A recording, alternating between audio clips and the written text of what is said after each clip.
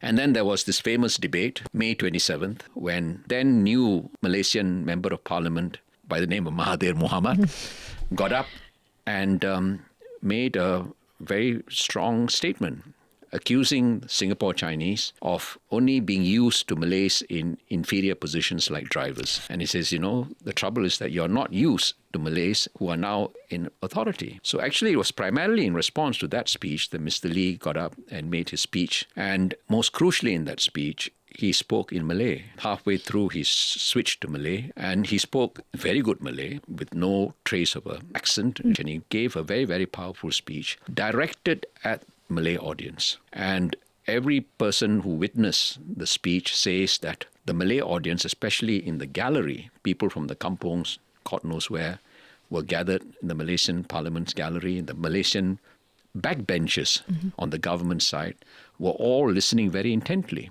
And it was a very powerful intervention. The Tunku himself referred to that speech in his memoirs as the last straw that broke the camel's back. But the PAP leaders, like Lee Kuan Yew, has always been fighting fiercely in debates like that. So what about this one really made it the last straw? Because he was speaking in Malay. That meant he can appeal not only to the English educated and the Chinese educated, he can also appeal to the Malays, right? And speaking about bread and butter issues, how do you improve agriculture?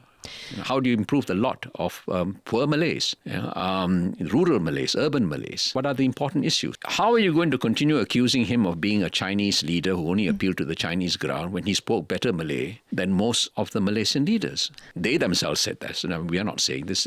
Tunku said this once, that he spoke better Malay than he did, which may not be true, but that was what he felt. So you're appealing to every segment of the population. So it was a reminder yet again of the kind of political pressure they could bring.